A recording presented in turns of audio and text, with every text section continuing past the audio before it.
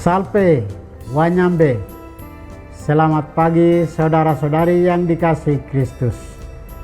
Mari kita mengawali hari baru dengan mendengarkan firman Tuhan yang diambil dari Injil Lukas pasal 8 ayat 4 sampai dengan 15. Tuhan bersamamu. Inilah Injil suci menurut Lukas. Sekali peristiwa, banyak orang datang berbondong-bondong dari kota-kota sekitar kepada Yesus. Lalu Yesus mengajar dalam suatu perumpamaan. Adalah seorang penabur keluar menaburkan benih. Waktu ia menabur, sebagian benih itu jatuh di pinggir jalan, lalu diinjak-injak orang dan dimakan burung-burung di udara sampai habis. Sebagian jatuh di tanah yang berbatu-batu dan tumbuh sebentar, lalu layu karena tidak mendapat air. Sebagian lagi jatuh di tengah semak duri, sehingga terhimpit sampai mati oleh semak-semak yang tumbuh bersama-sama. Dan sebagian jatuh di tanah yang baik, lalu tumbuh dan berbuah 100 kali lipat. Sesudah itu Yesus berseru, "Barang siapa mempunyai telinga untuk mendengar, hendaklah mendengar." Para murid menanyakan kepada Yesus maksud perumpamaan itu. Yesus menjawab, "Kalian diberi karunia mengetahui rahasia kerajaan Allah, tetapi hal ini diwartakan kepada orang lain dalam perumpamaan, supaya sekalipun memandang mereka tidak melihat, dan sekalipun mendengar mereka tidak mengerti." Inilah arti perumpamaan itu. Benih itu ialah sabda Allah. Yang jatuh di pinggir jalan ialah orang yang telah mendengarkannya.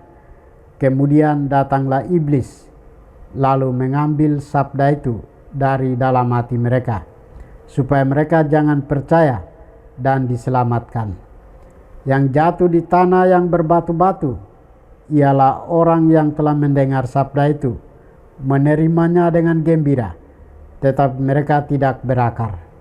Mereka hanya percaya sebentar saja, dan dalam masa pencobaan mereka murtad. Yang jatuh dalam semak duri ialah orang yang mendengar sabda itu, dan dalam pertumbuhan selanjutnya mereka terhimpit oleh kekhawatiran, kekayaan, dan kenikmatan hidup, sehingga tidak menghasilkan buah yang matang. Yang jatuh di tanah yang baik ialah orang yang mendengarkan sabda itu, menyimpannya dalam hati yang baik, dan menghasilkan buah dalam ketekunan. Demikianlah sabda Tuhan.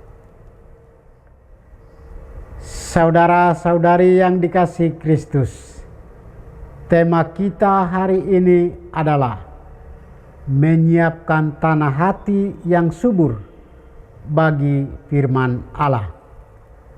Dalam bacaan Injil hari ini, Yesus memberi perumpamaan tentang penabur yang menabur benih di berbagai jenis tanah.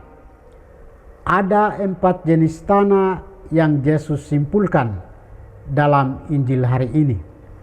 Pertama, tanah yang di pinggir jalan. Tanah di pinggir jalan adalah orang-orang yang mendengar dan menerima firman Allah.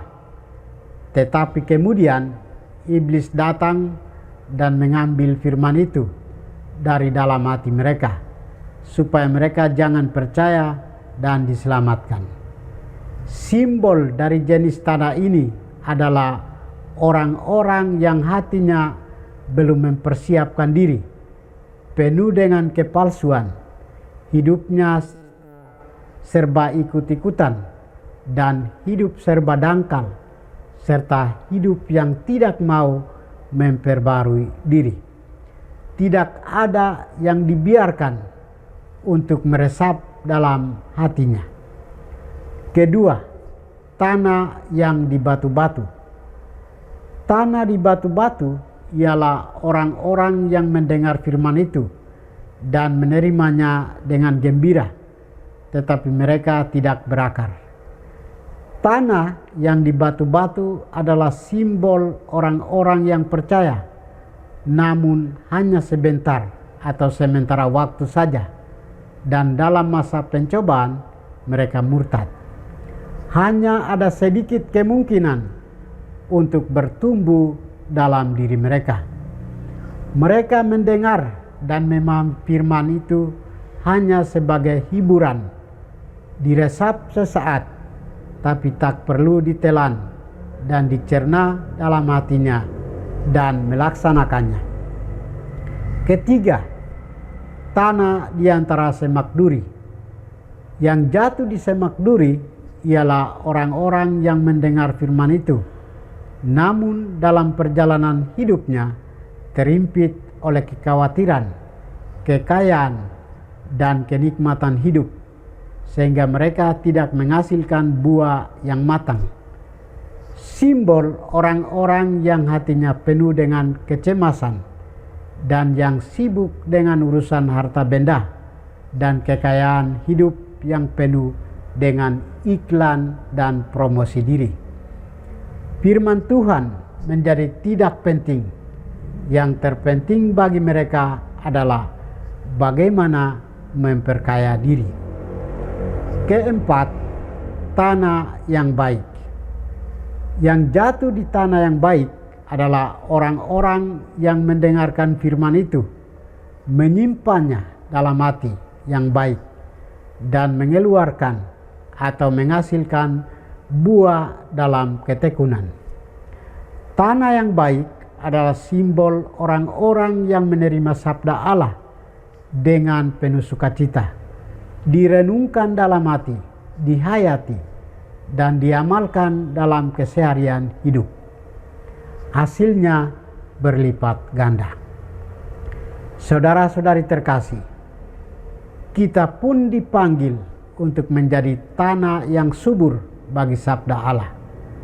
Kita harus mempersiapkan hati dengan baik untuk menerima sabda Allah dengan tekun dan setia dalam kehidupan.